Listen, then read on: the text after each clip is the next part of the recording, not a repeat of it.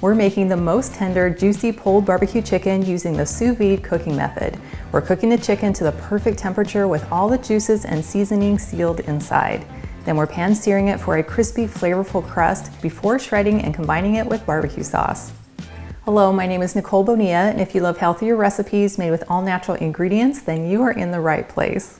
Before we sous vide our chicken, we're going to select our bag, and you have three options.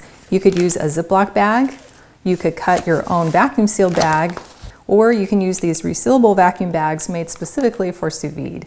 I like the resealable bags best because when I use the Ziploc bags, I find that I can start to smell the meat after it's been cooking for a little while. Now I like using my vacuum sealed bags, but I like the reusable ones better because they are reusable and I can open and close the bag midway if needed. To make this pulled barbecue chicken, we're going to start with 2 boneless, skinless chicken breasts. And I've already gone through and trimmed off any excess fat or tendons. Now you can put the chicken into the bag as is, but I have found it turns out extra tender and juicy if I pound it first to an even thickness. And this also gives me more surface area for when I pan sear it to be able to get more of that crispy golden color and flavor. So to pound out this chicken, I'm going to go ahead and just use my bag. So it works best if you'll fold back the edge because then it holds the bag open for you. And then I'll just put the chicken down inside, and then I'll just take a heavy object, which in this case is a rolling pin, and then I'm just going to go ahead and whack the chicken until it's an even thickness. And then I'll pull the piece of chicken back out of the bag and repeat for my second piece. Now we're not trying to obliterate the chicken, we're just trying to even out the thickness.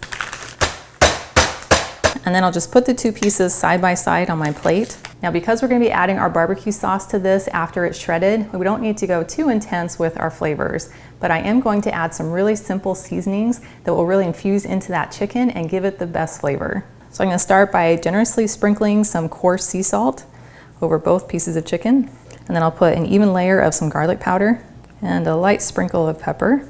And I'll tap that in with my hand, flip them over, and repeat. And now that the chicken is seasoned, I'm going to put it back into my bag.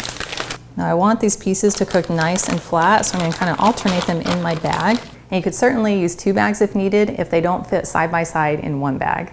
Now before we seal our bag, we want to add a little bit of oil as well as a little bit of liquid smoke. So I'm just going to add 1 tablespoon of some light olive oil. You could also use avocado oil. And then to enhance the barbecue flavor, I'm just going to add half a teaspoon of some liquid smoke. And you could use any flavor that you like. And I'll go ahead and flatten out my bag. And then holding up the opening, I'll just press down with my hand to move around the oil and that liquid smoke. Flip it over, just kind of spread it around. And I love these reusable bags because they come with this really nifty little vacuum. So I'll first just lightly seal my bag and then use the little clip that they provide. And then I'll press that to make sure we have a good seal on our bag. Now when you're sealing your bag, you want to be careful that you don't suck your juices up out of your valve. And since we only put a little bit of oil in the liquid smoke, we don't have too much excess liquid in here. And I'm just going to turn this on, place it over the valve, and then just let it vacuum until most of the air is removed.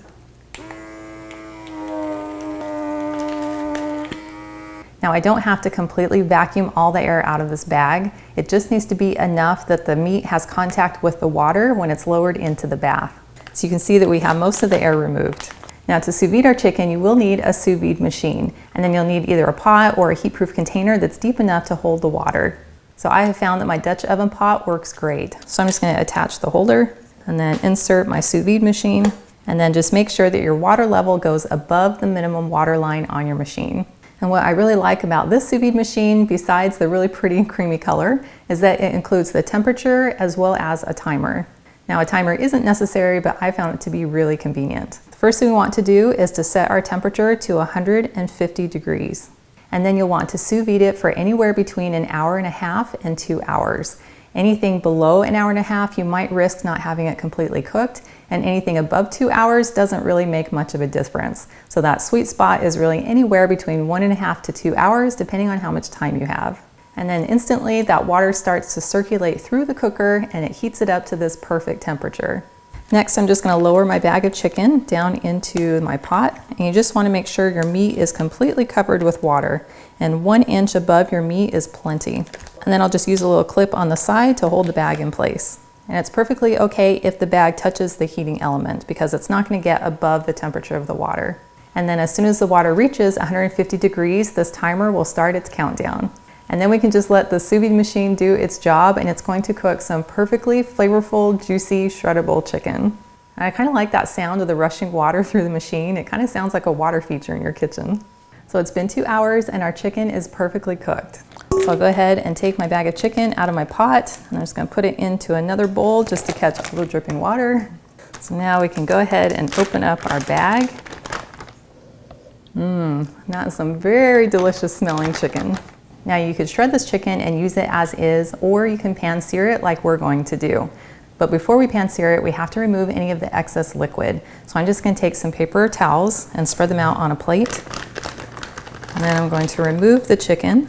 But you want to be sure and hold on to this juice because we might need it when we add our chicken to our barbecue sauce. And then I'll just take some extra paper towels, and then I'm going to blot this chicken until it's dry. Now it's ready to be pan seared, which is going to give us a really beautiful golden crust, which is going to add some delicious flavor to it before we shred it. Now to pan sear the chicken using a cast iron pan or my hex-clad hybrid pan are going to give you the best results. So first we want to bring it to a medium-high heat, and then I'm going to add just a generous amount of some light olive oil in the bottom of the pan.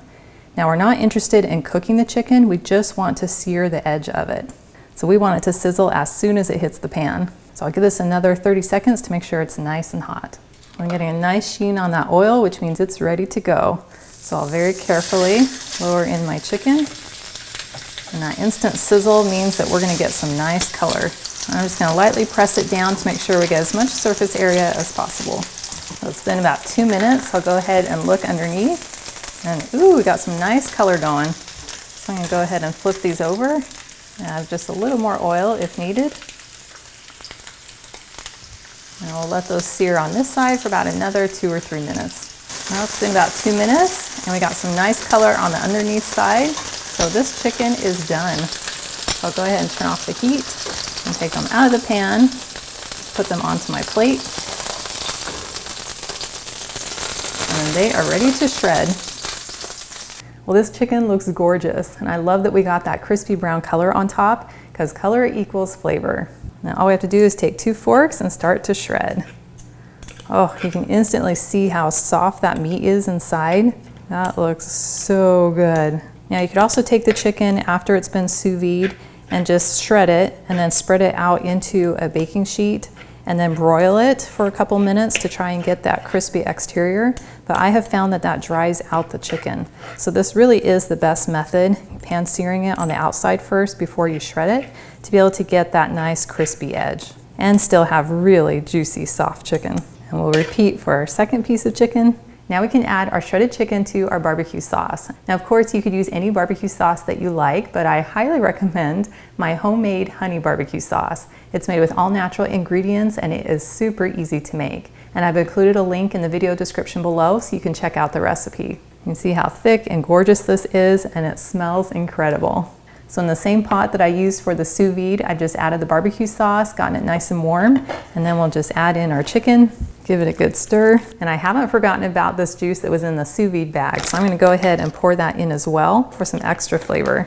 And this is going to add a little more moisture, which will make it really easy to let this simmer on the stove for about 10 minutes or so, just until it gets heated through and those flavors have a chance to meld together. Oh my goodness, I think my stomach just growled. That looks so good. Now for a sample. That tastes incredible. That is seriously so good. I have cooked pulled chicken many different ways and I have never been able to get it as soft and juicy as the sous vide cooking method. It could not be any easier and produces perfect chicken every single time. And I may be a little biased to my barbecue sauce, but it tastes so good with that juicy chicken. It has that little seared edge on some of the pieces that is so delicious. And I love that this is all made with clean, natural ingredients, which means I'm gonna feel just as good even after I eat it. And I want you to know that I believe in your ability to be able to make these healthier foods that are gonna make you feel amazing from the inside out. Well, thank you so much for hanging out with me today in my kitchen. And I've included a link in the video description below, which will take you to my website, gentletummy.com. And I also invite you to like and subscribe to my channel. And if you know someone else who you think would love this recipe, please share this video with them. And I cannot wait to have you hang out with me again in my kitchen.